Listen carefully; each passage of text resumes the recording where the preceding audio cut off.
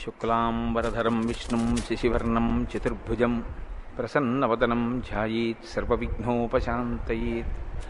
గురుర్బ్రహ్మ గురుర్విష్ణుః గురుర్దేవో మహేశ్వరః గురుః సాక్షాత్ పరబ్రహ్మ తస్మై శ్రీగురవే నమః.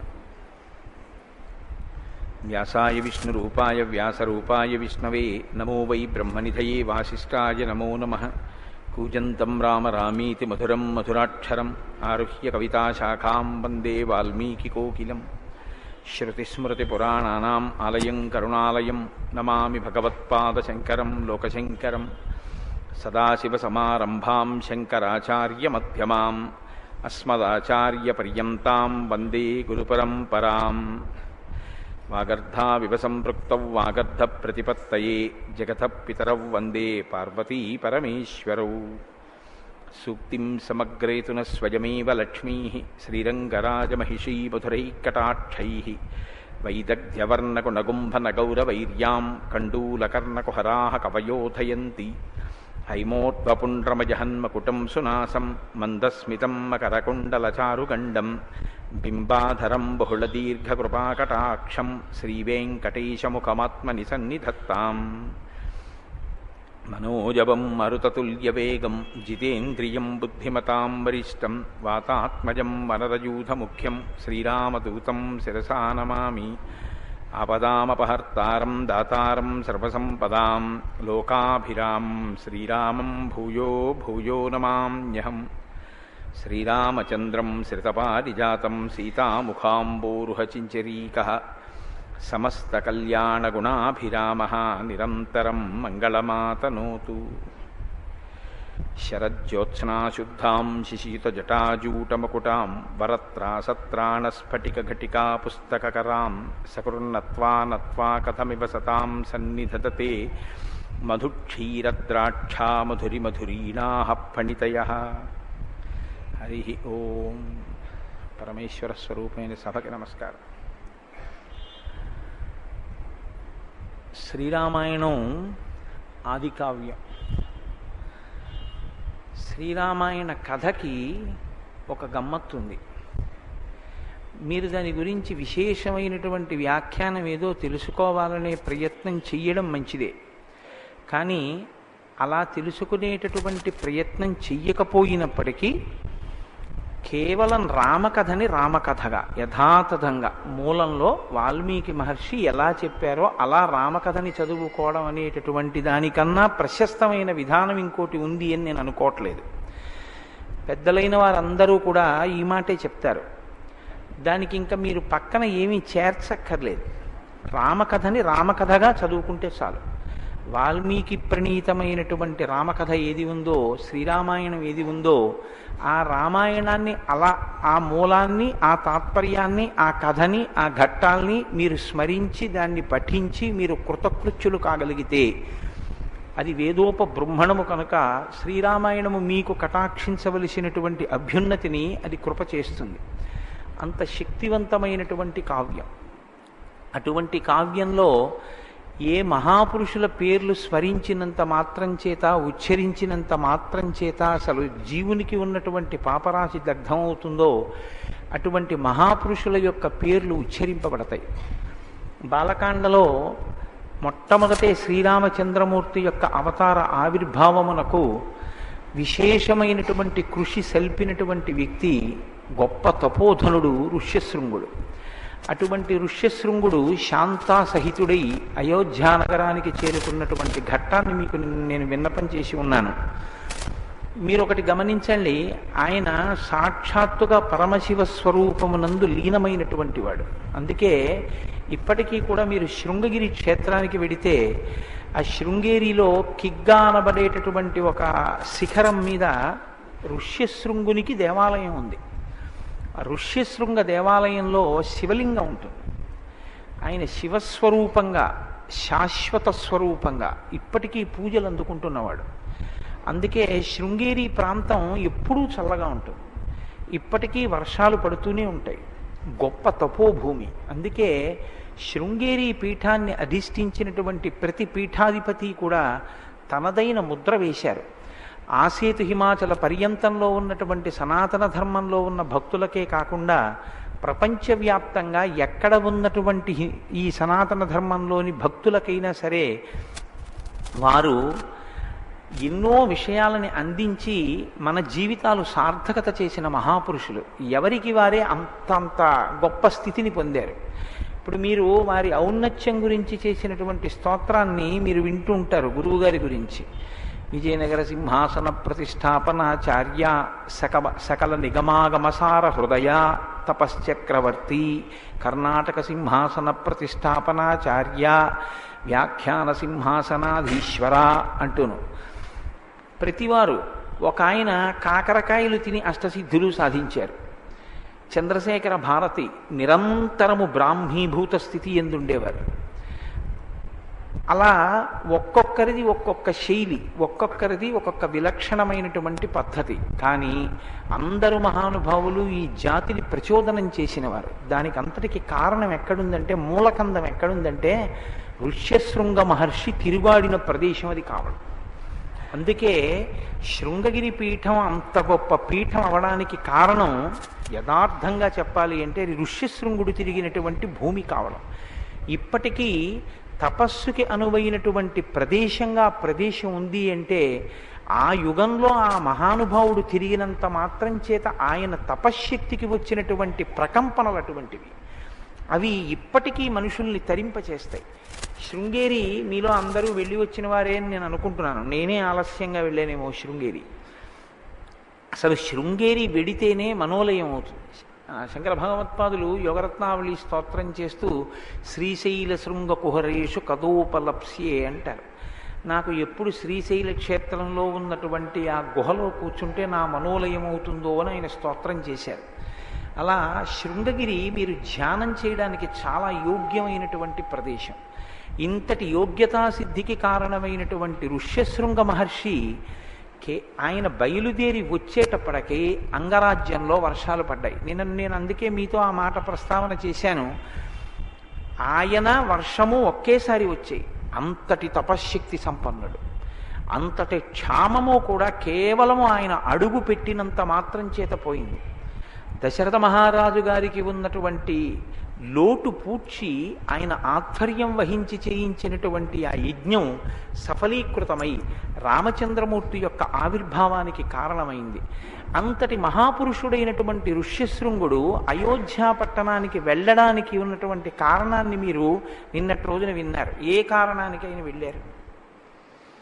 ఏమయ్యా ఇంత గొప్ప పని చెయ్యాలంటున్నావు, అశ్వమేధయాగం చెయ్యాలంటున్నావు, ఒక ఇష్టి జరగాలంటున్నావు. అప్పటికి ఆ ఇష్టి ఏదో నిర్ణయింపబడలేదు కూడా. అశ్వమేధం అయ్యాక అడిగాడు దశరథ మహారాజు గారు, ఇప్పుడు నువ్వు ఏ ఇష్టి చేస్తే బాగుంటుంది అనుకుంటున్నావో అది నాతో చేయించన్నాడు. ఇంత పెద్ద కార్యం చెయ్యాలి. అశ్వమేధం అంటే సామాన్యమైనటువంటి ప్రక్రియ కాదు. ఇంత గొప్ప ప్రక్రియ చేయించాలి. నేను బయలుదేరి రావడము అంటే నాకేం లభిస్తుంది అని అడిగినవాడు కాడు. ఆయన నిత్యతృప్తుడు. ఎంత సంతోషం అంటే ఎప్పుడూ బ్రాహ్మీమయ స్థితిలో ఉండే మహానుభావుడు. అటువంటి మహాపురుషుడు దేనికి వశుడై వచ్చాడు అంటే రెండు కారణాలు. ఒకటి మామగారి ఆజ్ఞ. నాయనా నువ్వు వెళ్ళు అయోధ్య పట్టణానికి అన్నారు. ఇవాళ నేను ఎక్కడ బాధపడుతున్నానంటే మన సంస్కృతి బీటలు వారిపోయేటటువంటి రచనలు, మన సంస్కృతికి ఛిద్రం చేసేటటువంటి లఘునాటికలు ప్రసారం అవుతున్నాయి. మామగారు అంటే కేవలంగా అల్లుని చేత పీడింపబడవలసినటువంటి వ్యక్తి కాడు. తండ్రి గారు ఎంతగా గౌరవింపబడతాడో మామగారు అంతగా గౌరవింపబడవలసినటువంటి వ్యక్తి. పితృపంచకంలో ఒకరు. మామగారికి అల్లుణ్ణి నువ్వు వెళ్ళు అని శాసించే అధికారం ఉంది కాబట్టి అల్లుణ్ణి పంపగలిగాడు ఆయన. మామగారి మాటని అంత గొప్ప ఋష్యశృంగుడు ఔదల దాల్చాడు. రెండు, ఆయన రావడానికి ఒక్కటే కారణం. మీరు జాగ్రత్తగా శ్రీరామాయణాన్ని గమనించండి. రెండు చేతులు కలిపి దోషిలి ఒగ్గి ప్రణిపాతం చేసి పాదాల మీద తలపెట్టి నమస్కరించి ఇలా రెండు చేతులు పెట్టి అర్థించాడు, నాకు స్వర్గం కావాలి, నాకు పుత్ర సంతానం కావాలి, అవి కలగాలంటే మీరు రావాలి, వచ్చి మీ ఆధ్వర్యంలో ఆ యజ్ఞం జరగాలి, అంతే. ఇంకా ఆయనేం అడగలేదు. వస్తున్నానన్నారు. వస్తున్నాను శాంతాసహితుడైన నేను బయలుదేరి వస్తున్నాను. అంత గొప్పగా యాగం జరిగింది అంటే ఋష్యశృంగ మహర్షి యొక్క రాక కారణం. ఈ దేశం యొక్క పేరు ప్రఖ్యాతులు దేనివల్ల వచ్చాయంటే భౌతికమైనటువంటి సంపద వలన కానీ, లేకపోతే ఇక్కడ ఉండేటటువంటి విలాసవంతమైన జీవితాన్ని దృష్టిలో పెట్టుకుని చూడడానికి అసలు అటువంటి స్థితి ఇక్కడ లేదు. మరి దేనివల్ల వచ్చింది అంటే కేవలము ఆర్ష ధర్మం పట్ల, సనాతన ధర్మం పట్ల అనురక్తి కలిగినటువంటి మహాపురుషులు ఇది సత్యమే సత్యమే సత్యమే అని 1కి 10 మార్లు తమ ఉపాసనల చేత నిరూపించారు. శంకర భగవత్పాదాచార్య స్వామి సాక్షాత్ కైలాస శంకరుడు కాలడి శంకరుడిగా అవతరించి భూమి 4 చెరగులా పర్యటించి సనాతన ధర్మంలో అంతర్భాగమైనటువంటి అద్వైతాన్ని ఆవిష్కరించారు. శంకరులు అద్వైత స్థాపకులు అంటుంటారు, తప్పు. ఆయన స్థాపించలేదు. అద్వైతం వేదాంతర్గతం, వేదాంతర్గతమైన ఒక సత్యానికి శంకరులు ప్రచారకులంతే. ఆయనేం కొత్తగా స్థాపించినది లేదు అందులో. ఆయన అందుకే 1కి 10 మార్లు చెప్పుకున్నారు అది అద్వైతం అని. అటువంటి శంకరాచార్యుల వారి వల్ల, ఒక చంద్రశేఖర పరమాచార్య స్వామి వారి వల్ల, ఒక చంద్రశేఖర భారతీ స్వామి వారి వల్ల, ఒక నృసింహ భారతీ స్వామి వారి వల్ల, అటువంటి మహాపురుషుల వల్ల, రామకృష్ణ పరమహంస వల్ల, భగవాన్ రమణుల వల్ల ఈ జాతికి పేరు ప్రఖ్యాతులు వచ్చాయి తప్ప ఇక్కడ ఉన్నటువంటి ఏ ఇతరమైనటువంటి భౌతిక సంపత్తి వల్ల ఈ దేశానికి ఆ పేరు రాలేదు. అటువంటి జీవనాడి ఎక్కడుందో, ఈ సంస్కృతి మూలాలు ఎక్కడున్నాయో శ్రీరామాయణం చెప్తుంది. మనం ఎలా బతకాలో రామాయణం నేర్పుతుంది. రామాయణం చదువుకుంటే, రామాయణం వింటే మనం ఏది దిద్దుకోవాలో, ఒక మనిషి పరిపూర్ణత్వం సాధించడానికి ఏది అవసరమో మనకి ద్యోతకం అవుతుంది. కాబట్టి ఋష్యశృంగ మహర్షి బయలుదేరి అయోధ్యానగరానికి వచ్చారు. వచ్చి అయోధ్యానగరంలో అంతఃపురంలో ఆయన వేంచేసి ఉన్నారు. దశరథ మహారాజు గారి యొక్క ఆతిథ్యాన్ని స్వీకరిస్తున్నారు. ఒకానొక నాడు రావలసినటువంటి నైమిత్తిక తిథి వచ్చింది. అంటే కార్యక్రమాన్ని ప్రారంభం చెయ్యడానికి యోగ్యమైన కాలము ఒకటి ఉంటుంది కదా, అటువంటి కాలం వచ్చింది. ఆ కాలంలో తత ప్రసాద్య శిరసా తం విప్రం దేవవర్ణినం యజ్ఞాయ వరయామాస సంతానార్థం కులస్య వై. దశరథ మహారాజు గారు వెళ్ళి ఋష్యశృంగ మహర్షి యొక్క పాదములకు తన తల తాటించి ప్రణమిల్లి అడిగాడు, అయ్యా నేను సంతానార్థినై యజ్ఞం చెయ్యాలని నిర్ణయం చేసుకున్నాను. మీరు దానికి మిమ్మల్ని ఋత్విక్కుగా వరిస్తున్నాను. మీరు ఋత్విక్కుగా నిలబడి ఈ కార్యాన్నంతటినీ చేయించవలసింది. వెంటనే ఋష్యశృంగ మహర్షి అన్నారు, సంభారాహ సంభ్రియం తాం తే తురగశ్చ విముచ్యతాం. నాయన, ఈ యజ్ఞానికి కావలసినటువంటి సంభారములనన్నింటినీ తెప్పించు, వాటన్నిటినీ సిద్ధం చేయి. సిద్ధం చేసి నువ్వు ఆ యజ్ఞాశ్వాన్ని విడిచిపెట్టు. విడిచిపెట్టినట్టయితే మనం అశ్వమేధయాగాన్ని ప్రారంభం చెయ్యొచ్చు అన్నారు. ఋష్యశృంగ మహర్షి అనుమతి ఇచ్చారు కనుక అశ్వమేధయాగం ప్రారంభం అవుతోంది. వెంటనే దశరథ మహారాజు గారు మంత్రుల్ని పిలిచి ఇతర పురోహితుల్ని, ఇతర ఋషుల్ని కూడా తీసుకురమ్మని సుమంత్రుణ్ణి ఆజ్ఞాపించారు. సుయజ్ఞం వామదేవంచ జాబాలిం అధకాశ్యపం పురోహితం వశిష్టంచ ఏచాన్యే ద్విజసత్తమాహ. సుయజ్ఞుడు, వామదేవుడు, జాబాలి, కాశ్యపుడు, పురోహితుడైనటువంటి వశిష్ఠుడు వీళ్ళందరినీ తీసుకుని వచ్చారు. తీసుకుని వచ్చిన తరువాత వారికి తాను చెయ్యాలనుకుంటున్నటువంటి సంకల్పాన్ని ఒక్కసారి చెప్పాడు. నేను అశ్వాన్ని విడిచిపెడుతున్నాను, అశ్వమేధయాగాన్ని ప్రారంభం చేస్తున్నాను. ఎంతో సంతోషించారు. ఇక్కడ మీరు ఒక విషయాన్ని గమనించవలసి ఉంటుంది. కథగా వెళ్ళిపోతూ ఉంటుంది. ఈ యజ్ఞం అనేటటువంటి మాట సనాతన ధర్మమునకు మాత్రమే చెందిన సొత్తు. ఈ యజ్ఞము అన్న మాట మీకు ఇంకా ఇతరమైనటువంటి ఏ విశ్వాసముల యందు కనపడదు. అగ్నిహోత్రాన్ని వ్రేల్చి అగ్నిహోత్రంలో దేవతలకు హవిస్సులిచ్చి ఆ హవిస్సులు దేవతలకి అందడం వల్ల వాళ్ళు తృప్తి పొంది వాళ్ళు మనకి కావలసినటువంటి సమస్త శ్రేయస్సు కొరకు సాధనములను బహూకరించగలిగినటువంటి స్థితిని కల్పించగలిగినటువంటి ఆ స్థితిని ఒక్క సనాతన ధర్మంలో యజ్ఞము, యాగము, హోమము అన్న క్రతువుల ద్వారా తీసుకొచ్చారు తప్ప ఈ మంత్రభాగం కానీ, దేవతల్ని మంత్రంతో పిలవడం కానీ, అగ్నిహోత్రంలోకి హవిస్సు ఇవ్వడం కానీ, ఆ హవిస్సుని హవ్యవాహనుడై తీసుకుని దేవతలకు అందించడం కానీ మీకు ఇతరమైన చోట్ల కనపడదు. మీరు ఒక విషయాన్ని బాగా గమనించండి. ఈశ్వరుడు ఈ సృష్టి చేసినప్పుడు ఒక నిర్ణయం చేశాడు. ఈ లోకంలో మనకి సుఖ సాధనములైనవి ఏవుంటాయో వాటిని దేవతలు మనకి అనుగ్రహించవలసి ఉంటుంది. ఆ దేవతలు మనకు అనుగ్రహించడానికి వాళ్ళ పట్ల మనం మర్యాదతో ప్రవర్తించవలసి ఉంటుంది. మీరు చూడండి, ఐహికంగా ఆలోచించినప్పటికీ లోకంలో చూస్తే ప్రభుత్వము అని ఒకటి ఉంటుంది. ప్రభుత్వం ఎక్కడి నుంచి వస్తుంది? మనం ఎన్నుకున్నదే ప్రభుత్వం. ఆ ప్రభుత్వం కొన్ని కార్యాలు చెయ్యాలి. దానికి డబ్బు ఎక్కడి నుంచి వస్తుంది? మీరు కట్టిన పన్నులే, మనం కట్టిన పన్నులే ప్రభుత్వానికి ఆదాయం. మనం కట్టిన పన్నులతో ప్రభుత్వం మనకి సంక్షేమ కార్యక్రమాలు చూసినట్లే మీరిచ్చిన హవిస్సు చేత తృప్తి పొందిన దేవతలు మీకు కావలసినటువంటి ఉపకారం చేస్తారు. ఏమి ఇక్కడ మీరు పెట్టుకున్న వ్యవస్థ మీద మీకున్న నమ్మకం సనాతన ధర్మంలో చెప్పిన దేవతల మీద, యజ్ఞయాగాది క్రతువుల మీద మీకు ఎందుకు ఉండకూడదు? విశ్వాసము ప్రధానము. విశ్వాసమే ఈశ్వరుడు. గురువాక్యమునందు శాస్త్రవాక్కునందు ఆ విశ్వాసం ఉండాలి. యజ్ఞము మీకు 3 రకములైనటువంటి ప్రయోజనాలను అందిస్తుంది. యజ్ఞము వలన వచ్చే ఉపయోగం ఏమిటంటే దేవతలు తృప్తి పొందుతారు. ఆయన వర్షం కురిపించాడు ఒక దేవత, దాని వలన పంటలు పండే. మీరు ఆ పంటని మీరు తినడం కాదు, కొంత పంటని అందులో వచ్చినటువంటి పంటలో కొంత భాగాన్ని పచనం చేసి ఆ తయారు చేసినటువంటి హవిస్సుని అగ్నిముఖంగా మళ్ళీ దేవతలకు ఇస్తాం. దేవతలు సంతోషిస్తారు. ఇది ఎలా ఉంటుందంటే మనమే పన్నులు కట్టి ప్రభుత్వాన్ని నిలబెట్టి నడిపించి దాని చేత మనం పరిపాలన పొందుతున్నట్లే మనమిచ్చిన హవిస్సులతో దేవతల ఆకలి తీరుతుంది. దేవతలు అనుగ్రహించినటువంటి వర్షంతో మన ఆకలి తీరుతుంది. ఇది ఈశ్వరుడు చేసినటువంటి నియమనం.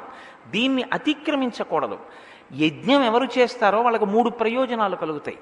ఒకటి, యజ్ఞం జరిగిన చోట దేవతలు తృప్తి పొంది మీకు కావలసినటువంటి కోరికని తీరుస్తారు. నాకు ఒక కోరిక ఉండిపోయింది. కోరిక అన్నప్పుడు మీరు ఒకటి జ్ఞాపకం పెట్టుకోవాలి. కోరిక అంటే అర్థం పర్థం లేని కోరిక కాదు. ఏ కోరిక కోరకుండా మీరు ఉండకూడదో మనుష్య జన్మలో, ఏ కోరిక మీకు తీరకపోతే మీ మనుష్య జన్మ యొక్క ప్రయోజనమే ప్రశ్నార్థకమవుతుందో అటువంటి కోరిక కొరకు మీరు ఒక యజ్ఞం చేయడం ఎప్పుడూ దోషం కాదు. మనిషికి జన్మతః 3 రుణాలు ఉంటాయి. పితృరుణము, దేవరుణము, ఋషి రుణము. పితృరుణం ఎలా తీరుతుంది? తండ్రి గారు నాకు జన్మనిచ్చినట్టే నేను వివాహం చేసుకుని నేను కూడా జన్మనివ్వాలి బిడ్డలకి. నేను ఓ కొడుకుని కని సచేల స్నానం చేస్తే నేను తండ్రి గారికి పడినటువంటి రుణం తీరుతుంది. కాబట్టి ఇప్పుడు నాకు రుణం తీరాలి అంటే నేను కొడుకుని కనాలి, నాకు సంతానం కావాలి. నాకు సంతానం కలగకపోతే నేను ఎవరిని అడగవలసి ఉంటుంది? ఏదో ప్రతిబంధకం ఉంది, సంతానం కలగట్లేదు. ఇప్పుడు ఆ ప్రతిబంధకాన్ని తొలగించి మమ్మల్ని ఆశీర్వదించి నాకు సంతానం ఇవ్వండి అని నేను ఎవరిని అడగాలి? దేవతలనే అడగాలి. మీరు ప్రభుత్వం 2 పనులు చేస్తుంది. మీరు చూడండి, ప్రభుత్వము సంక్షేమము చూడడం ఒకటే కాదు, ప్రభుత్వం శిక్ష కూడా వేస్తుంది. ప్రభుత్వమే గ్రంథాలయం కడుతుంది, ప్రభుత్వమే పాఠశాల కడుతుంది, ప్రభుత్వమే కారాగారాన్ని కూడా నిర్మిస్తుంది. కారాగారాలు బయట వాళ్ళు ఎవరు నిర్వహించరు, ప్రభుత్వం నిర్వహిస్తుంది. ఎందుకంటే అవన్నీ నా కారాగారాలు, దాని బదులు ఇంకో పాఠశాల పెట్టండి అని మీరు అనకూడదు. కారాగారం ఉంది కాబట్టి, రక్షక భట వ్యవస్థ ఉంది కాబట్టి, నేర ప్రవృత్తి కలిగిన వారి వలన ఆపద పొందకుండా మిమ్మల్ని మీరు రక్షించుకోగలిగిన స్థితి సమాజంలో ఉంది. శిక్షించడానికి వ్యయం చేస్తుంది, రక్షించి మిమ్మల్ని వృద్ధిలోకి తేవడానికి వ్యయం చేస్తుంది. ఎవరిని శిక్షిస్తోందో అది దారి తప్పిన వాళ్ళని సన్మార్గంలోకి తేవడం ఒకెత్తు, ఆ శిక్ష వేయడం ద్వారా ఆ మార్గంలోకి వెళ్లకుండా క్రమశిక్షణతో ఉన్న వారిని రక్షించడం ఒకెత్తు. కాబట్టి ఏమంటే మీరు పాఠశాలలే పెట్టండి, గ్రంథాలయాలే పెట్టండి, మీరు జైళ్లు కట్టకండి అని మనం అడగకూడదు. ఈశ్వరుడు కూడా అంతే. ఈశ్వరుడు ఏం చేస్తాడంటే గత జన్మలలో మనం చేసినటువంటి పాపపుణ్యములు మనకి తెలియకపోవచ్చు, కానీ జీవుడు చేసిన పాపాన్ని చూసేవాడు వాడు ఉన్నాడు. వాడు ఇక్కడే కూర్చుంటాడు, చిత్రంగా కూర్చొని గుప్తంగా లెక్కలు రాస్తాడు. అందుకే వాడే చిత్రగుప్తుడంటే. వాడు అన్నీ రాసుకుంటుంటాడు. ఇక్కడ వాడికి తెలియందే ఉంది. వాడు దానికి ఫలితం ఇస్తాడు. కాలోహి బలవాన్ కర్త సతతం సుఖదుఃఖయో నరాణం పరతంత్రాణం పుణ్యపాపానుయోగత అంటాడు వ్యాసుడు దేవీ భాగవతంలో. కాల రూపంలో కాల కలగతామహం అంటాడు గీతలో గీతాచార్యుడు. ఆయనే కూడికలు తీసివేతలు చేస్తూ ఉంటాడు. ఇదిగో వీడికి గత జన్మలలో చేసుకున్న పాప నివృత్తి కొరకు ఇప్పుడు ఈ కష్టాన్ని ఇస్తున్నాడు అంటాడు. అప్పుడు ఆ కష్టాన్ని మీరు అనుభవించవలసిందే. అందుకే మీరు జాగ్రత్తగా గమనించండి, సనాతన ధర్మంలో మీ పాపానికి ఫలితం ఇవ్వడానికి మిమ్మల్ని ఏడిపించడానికి ఓడు, మిమ్మల్ని సుఖపెట్టడానికి ఓడు, మిమ్మల్ని వాడు పట్టుకుని ఏడిపిస్తుంటే వాడి నుంచి విముక్తి పొందడానికి మళ్ళీ భగవంతుణ్ణి ప్రార్థించడం, ఇలా ఏం ఉండవు. భయకృత్ భయనాశన, మిమ్మల్ని ఎవడు భయపెడతాడో వాడే భయం పోగొడతాడు, మిమ్మల్ని ఎవడు ఏడిపిస్తాడో వాడే మిమ్మల్ని సంతోషింపజేస్తాడు. రెండిటికి ఒకడే. మీ కష్టమిచ్చినా ఈశ్వరుడే, సుఖమిచ్చినా ఈశ్వరుడే. సనాతన ధర్మం మీద విశ్వాసం అంటే ఏమిటో తెలుసా అండి? నాకు ఒక ఆపద వస్తే ఈశ్వరుణ్ణి నిందించడం కాదు, నాకు ఒక ఆపద వస్తే నేను ఏ జన్మలలోనో ఏదో ఒక పాపాన్ని చేసి ఉన్న కారణం చేత ఆ పాపము ఈనాడు అనుభవైకయోగ్యమై నాకు ఈ కష్టం రూపంలో వచ్చింది. కాబట్టి ఈశ్వర, ఈ కష్టమును నేను భరించగలిగిన శక్తిని కృపచేయి, లేదా వేరొకసారి ఇక ఇటువంటి తప్పు చెయ్యకుండా నన్ను నేను నియంత్రించుకోగలిగినటువంటి శక్తిని నాకు కృపచేయి. ఈ రెండుగా ప్రార్థన చెయ్యడం, లేదా నువ్వు నాకు కష్టమే నాకేం బెంగలేదు, కానీ నాకు కావలసింది ఒక్కటే, అది అనుభవించడంలో నీ పాదముల యందు విస్మృతి కలగకుండా మాత్రం చూడు. నిన్ను సేవింపగ నాపదల్పడమని నిత్యోత్సవంబని అబ్బని జనమాతృండనని సంసార మోహంబు పైకొనని జ్ఞానముగల్గని గ్రహగతులు కుందింపని మేలు వచ్చిన రాణి అవి నాకు భూషణములే శ్రీకాళహస్తీశ్వర. కాబట్టి దేవతలని ప్రార్థన చేసి హవిస్సు ఇస్తే దేవతలు అనుగ్రహించి మీకు ఏది మనుష్య జన్మకి అత్యంత అవసరమైన కోరికో, ఏ పాపము అడ్డు వచ్చి మీకు ఆ కోరిక తీరట్లేదో ఆ పాపాన్ని వాళ్ళు క్షమిస్తారు. ఏమండి, మీరెన్నుకున్న రాష్ట్రపతి ఉరిశిక్ష పడిన వాడికి క్షమాభిక్ష పెడితే మనం అంగీకరిస్తున్నాం, అది ఆయన అధికారం అంటున్నాం. మనం రాసుకున్న రాజ్యాంగాన్ని బట్టి అధికారం వచ్చిన రాష్ట్రపతి క్షమాభిక్ష పెడితే ఒప్పుకుంటే, ఈ బ్రహ్మాండములను సృష్టించినటువంటి సకల బ్రహ్మాండములకు అధినాథుడైన ఈశ్వరుడు మీ పాపాన్ని క్షమించి మీ కోరిక తీరిస్తే అడగగలిగిన మనగాడేవాడున్నాడు, వాడు సర్వతంత్ర స్వతంత్రుడు. కాబట్టి అఖిలాండ కోటి బ్రహ్మాండ నాయకుడు, ఆయన అనుగ్రహించగలడు. దాన్ని నమ్ముతుంది వేదం, దాన్ని నమ్ముతుంది సనాతన ధర్మం. అందుకు చేస్తాం యజ్ఞం, అందుకు చేస్తాం యాగం. కాబట్టి మీ వ్యక్తిగతమైనటువంటి కోరవలసిన కోరిక తీరడానికి మీరు యజ్ఞయాగాదులు చేయాలి.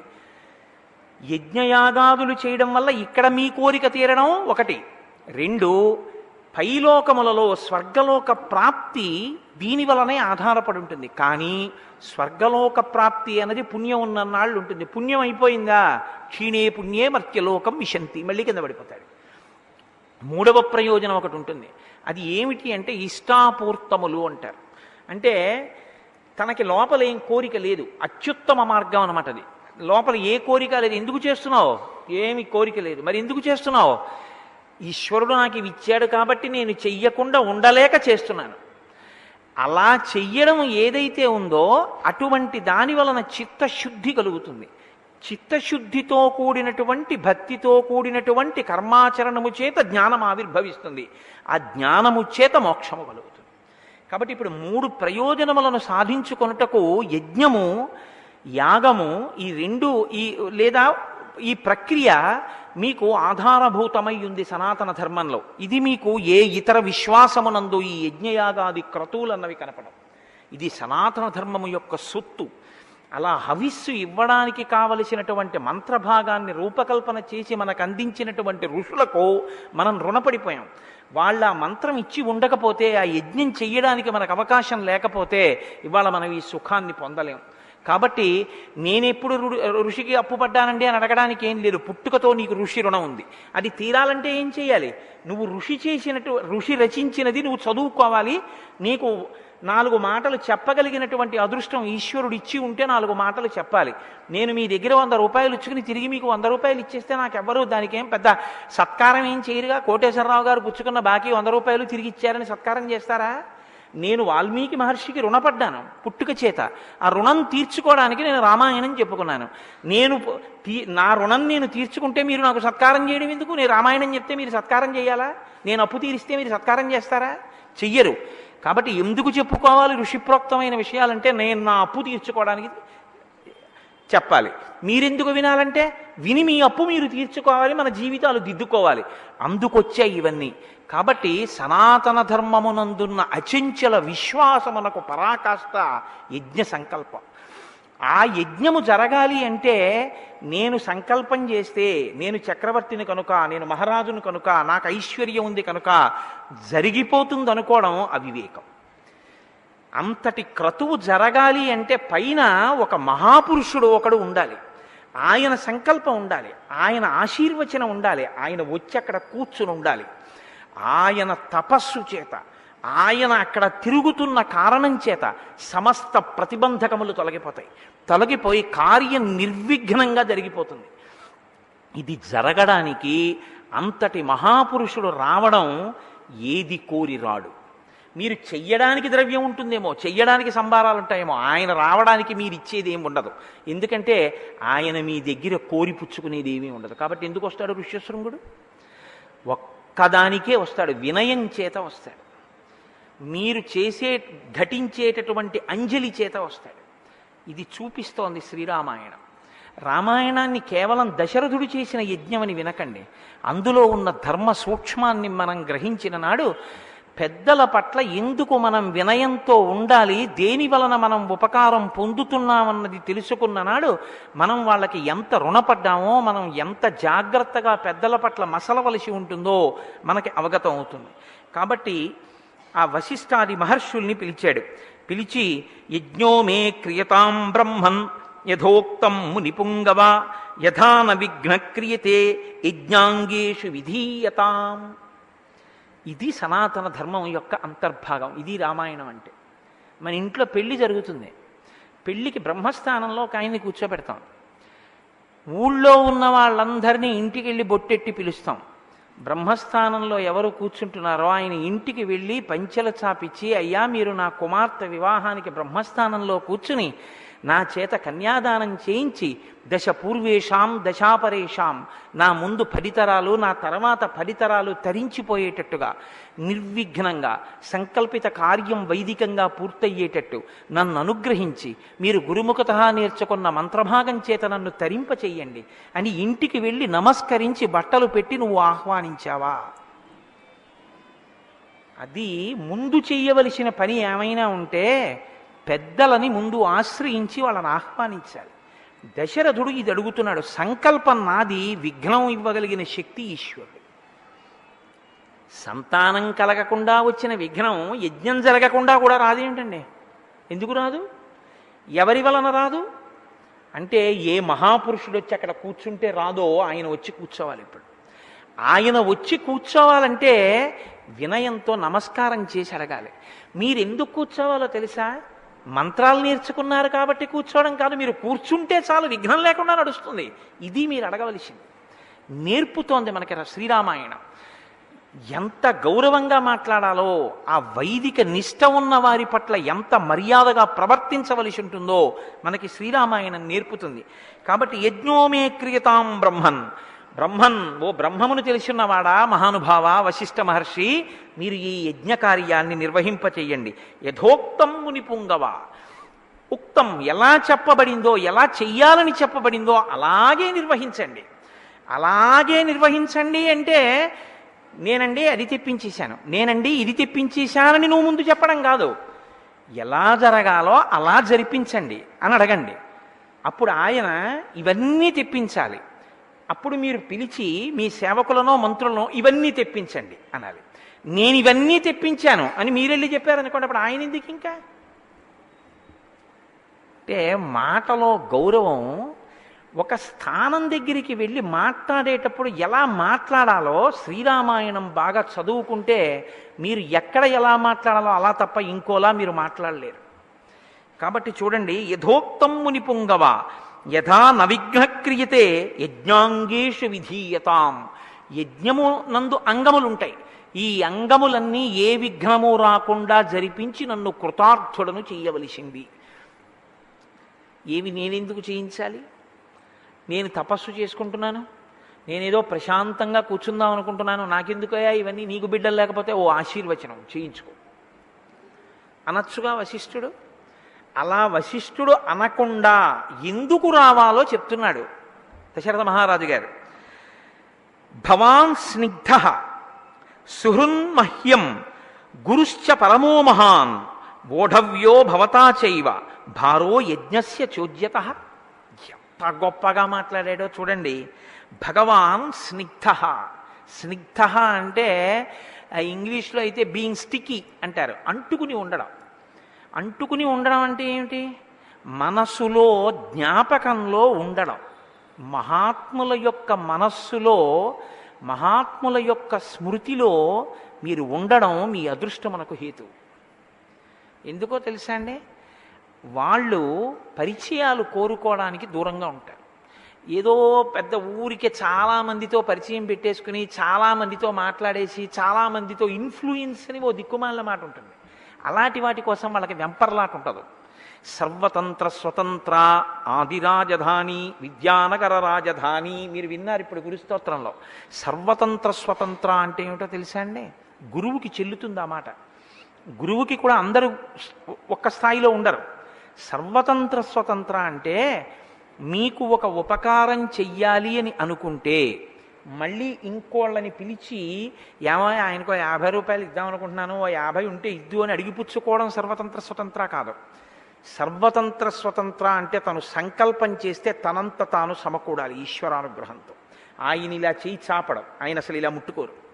ఆయన సంకల్పం చేస్తారు, అది వస్తుంది. కంచికామకోటి పీఠాధిపతులు మహానుభావుడు చంద్రశేఖర పరమాచార్య నడిచే దేవుడిని పేరు. ఆయన దగ్గరికి వచ్చి ఒక పేద కుటుంబం అడిగింది, మాకు బంగారు కాసులు ఇన్ని కావాలి వివాహం చేసుకోవడానికి. ఆయన ఏం అనలేదు, అలాగే కూర్చున్నారు. ఓ 18 బంగారు కాసులు కావాలి నాకు జ్ఞాపకం ఉన్న లెక్కలో అయితే.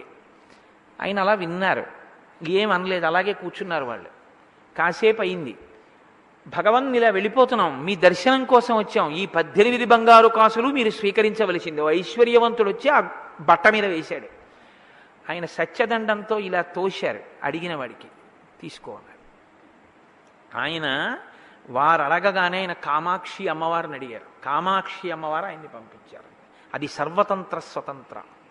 శంకర భగవత్పాదులు ఒక వృద్ధ బ్రాహ్మణికి ఐశ్వర్యం ఇవ్వాలనుకున్నారు. ఆయన మళ్ళీ ఎవరి దగ్గరికో వెళ్ళి డొనేషన్లు అడగలేదు.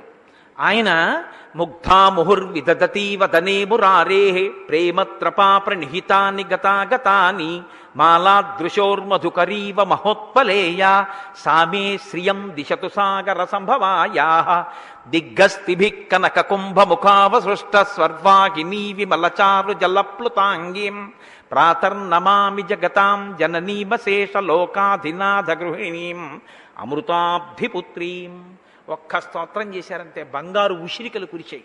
వారికి సర్వతంత్ర స్వతంత్ర అని బిరుదు.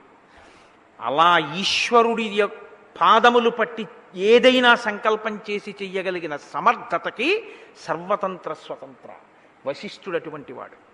అటువంటి వశిష్ఠుడు దేని కొరకు వచ్చి మీకోసం కూర్చుంటాడు. ఇప్పుడు ఆయన వచ్చి కూర్చున్నాడు అనుకోండి, లోపల ఒకటి బయట ఒకటి ఉండదు, త్రికరణ శుద్ధి. అది జరగాలనే వస్తాడు ఆయన. ఆయన వచ్చాడంటే అయిపోయింది, అంతే. ఆ పని అయిపోయింది, కొడుకులు పుట్టేస్తారు. ఏమిచ్చి రుణం తీర్చుకుంటావు గురువుకి? కాబట్టి ఆయన అంటున్నాడు, ఎందుకు రావాలో తెలుసా భగవన్ మీరు? ఒక్కటే కారణం, భవాన్ స్నిగ్ధ. మీకు మాకు ఒక అనుబంధం ఉంది. మీ మనసులో మీరు మమ్మల్ని స్మరిస్తూ ఉంటారు పురోహితులుగా. మా హితం కోరుతారు, మా వంశం బాగుండాలని కోరుతారు, మా పేరు మీకు జ్ఞాపకంలో ఉంటుంది, ఎప్పుడూ మమ్మల్ని తలుచుకుంటూ ఉంటారు. అలా మీ మనసులో మేము ఉండడం మా అదృష్టహేతు. ఇంకంతకన్నా ఏం కావాలి? అందుకు అడుగుతున్నాను, ఆ చిలిమి చేత, ఆ చనువుతో అడుగుతున్నాను. భవాన్ స్నిగ్ధ సుహృన్మహ్యం. మీరు గొప్ప సుహృత్, మా యందు అపారమైన కృప కలిగిన వారు, మాకు చాలా దగ్గరైనటువంటి వారు. గురుశ్చ పరమో మహాన్. మహాన్ బ్రహ్మమును తెలుసున్నటువంటి అద్భుతమైన వ్యక్తిత్వం ఉన్నవారివి, మాకు గురువులు, మహానుభావుడివి. బోఢవ్యో భవతా చైవ భారో యజ్ఞస్య చోద్యతః. ఈ యజ్ఞభారాన్ని స్వీకరించి మీరు ఈ యజ్ఞాన్ని జరిపించాలి కూర్చుని. పొంగిపోయాడంతే. ఆయన అన్నాడు, తథేతి చ స రాజానం అబ్రవీద్ ద్విజసత్తమః కరిష్యే సర్వమేవైతత్ భవతా యత్ సమర్థితం. నాయనా, నువ్వు ఎలాగ కోరుకున్నావో అలా ఈ కార్యాలన్నింటినీ నెరవేరుస్తా. అలా ఈ యజ్ఞం జరుగుతుంది, నీ కోరిక సఫలం అవుతుంది. అయిపోయింది, అంతేనండి. ఇంకేమిటి జరగాలంటే అశ్వమేధయాగం జరిగిందనేటటువంటి కర్మ కాలంలో భూతకాలంలో ఎప్పుడో భవిష్యత్తులో జరగవలసినది వర్తమానంలోకి వచ్చి భూతకాలంలోకి జరిగిపోయినదిగా మారాలంతే ఒక సంఘటనగా. ఇహ దశరథ మహారాజు గారికి కుమారులు పుట్టడం అనేటటువంటిది తథ్యం. ఎందువల్ల అంటే ఒక్కటే కారణం, గురువుగారి యొక్క సంకల్పం. గురు సంకల్పం ఎంత గొప్పదో నారద మహర్షి వచ్చి సంక్షేప రామాయణం చెప్పిన దగ్గర నుంచి గురువైభవాన్ని శ్రీరామాయణం కీర్తిస్తోంది. మీరు గుర్తుపట్టండి. ఎందువల్ల గురువు గొప్పవాడో, గురు వైభవం ఏమిటో, ఈ దేశంలో గురువుకి ఎందుకంత గౌరవమో, గురుర్ బ్రహ్మ గురుర్ విష్ణు గురుర్దేవో మహేశ్వర గురు సాక్షాత్ పరబ్రహ్మ తస్మై శ్రీ గురవే నమః అని ఆ గురువుకి నమస్కరించకుండా ఏది ఎందుకు చెయ్యమో మనకి చూపిస్తోంది శ్రీరామాయణం. కాబట్టి నేను అలాగే నిర్వహిస్తానయ్యా అన్నారు. ఇది ఇప్పుడు గుర్రాన్ని విడిచిపెట్టారు. ఇది 1 సంవత్సరం పాటు దేశం అంతా తిరుగుతుంది. ఈ గుర్రం తిరిగినప్పుడు దాన్ని ఎవరు ఆపకూడదు. ఎవరైనా ఆపారనుకోండి వాళ్ళు యుద్ధానికి పిలిచినట్టు. అప్పుడు దశరథ మహారాజు గారు వాళ్ళని ఓడించి ఆ గుర్రాన్ని వెనక్కి తెచ్చుకోవాలి. అప్పటి వరకు ఆ గుర్రం తిరిగి వచ్చే వరకు యాగశాల ప్రవేశం చెయ్యడు దంపతులు. కానీ ఈ లోపల సంవత్సరం పాటు కొన్ని కార్యాలు జరుగుతూ ఉంటాయి. ఈ దీక్ష జరిగిన దగ్గర నుంచి సాంగ్రహణేష్టి, ఆ మరునాడు బ్రహ్మోదన, మేధాశ్వబంధన, స్నాపన, ప్రోక్షణ, విమోచనాది కృత్యములు, ప్రతిరోజు సావిత్రాది కర్మలు, ఇవన్నీ కూడా యజ్ఞంలో అంతర్భాగంగా ఋత్విక్కుల చేత అనుష్ఠింపబడుతుంటాయి. 1 సంవత్సరం గడిచిన తరువాత అప్పుడు యజ్ఞశాలలోకి దంపతులు ప్రవేశిస్తారు. ఆ గుర్రం తిరిగి వచ్చేసిన తర్వాత ఈలోగా యజ్ఞం జరుగుతున్నంత కాలము అన్నదానం జరుగుతుంటుంది. యజ్ఞం జరుగుతున్నంత కాలము అన్ని దేశాల నుంచి అందరూ వస్తుంటారు. 1 ఏడాది పాటు అన్నం పెట్టాడు వచ్చిన వాళ్ళందరికీ. తతో బ్రవీద్విజాన్ వృద్ధాన్ యజ్ఞకర్మ సునిష్ఠితాన్ స్థాప్యతే నిష్ఠితాంశ్చైవ వృద్ధాన్ పరమధార్మికాన్ అడు చెప్తున్నాడు. మంత్రుల్ని పిలిచి ఆ వశిష్ఠుడి సమక్షంలోనే చెప్తున్నాడు, ఇప్పుడు యజ్ఞం ప్రారంభం చెయ్యాలి మనం. కాబట్టి ముందు ఎవరెవరిని తీసుకొస్తారో తెలుసా? ఒక కార్యం చేసేటప్పుడు ఆ కార్యం మీద శ్రద్ధ అంటే ఆ కార్యం గురించి సమర్థవంతమైన ప్రణాళిక ఒకటి ఉండాలి. దేనికి ఏది అవసరమో వాటిని సిద్ధం చేసుకోవాలి.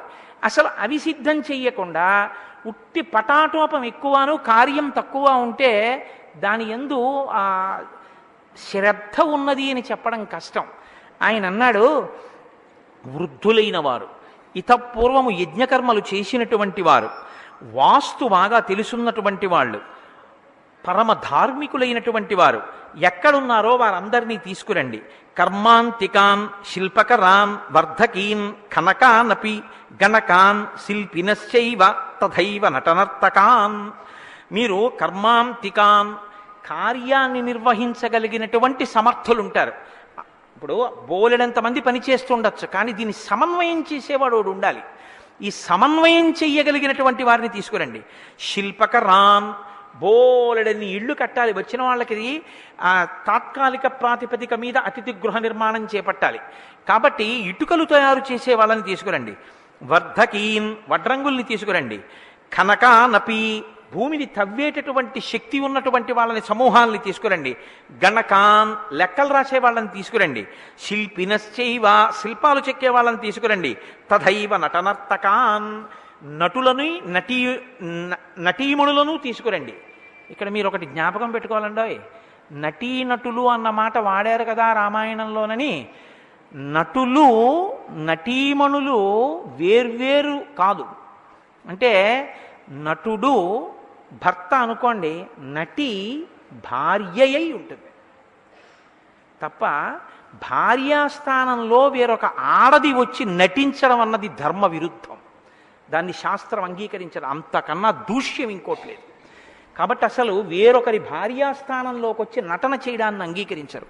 పురుషుడు స్త్రీ పాత్ర వేయడాన్ని ధర్మశాస్త్రం అంగీకరించదు. పురుషుడు స్త్రీ పాత్ర వెయ్యడు, స్త్రీ పాత్రలోకి పరస్త్రీ వచ్చి నటించదు. కాబట్టి భార్యాభర్తలుగా నటించవలసి వస్తే దంపతులే నటిస్తారు తప్ప అన్యులు నటించడాన్ని ఒప్పుకోరు. కాబట్టి నట సంఘములను ఉండేవి, అందులో దంపతులే ఉండేవారు. ఎప్పుడైనా దంపతుల పాత్ర పోషించవలసి వస్తే అటువంటి సంఘములను తీసుకుని రండి.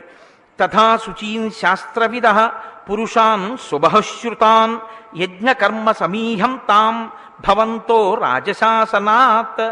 శుచీన్ శాస్త్రవిద, శాస్త్రము తెలుసున్నవాడు, తెలుసున్న శాస్త్రమును అనుష్ఠించేటటువంటి వాడు. పురుషాన్ సుబహుశ్రుతాన్, అనేక విషయాలు పెద్దల దగ్గర విన్నవాళ్ళు, వీళ్ళందరినీ తీసుకురండి. శృక్కులు శ్రోములు అని ఉంటాయి ఈ యజ్ఞంలో, ఆ నెయ్యి మొదలైన ఆజ్యధార పోయడానికి ఉపయోగించే పరికరాలు. ఈ పరికరాలన్నీ తయారు చేసే వాళ్ళందరినీ తీసుకురండి. వీళ్ళ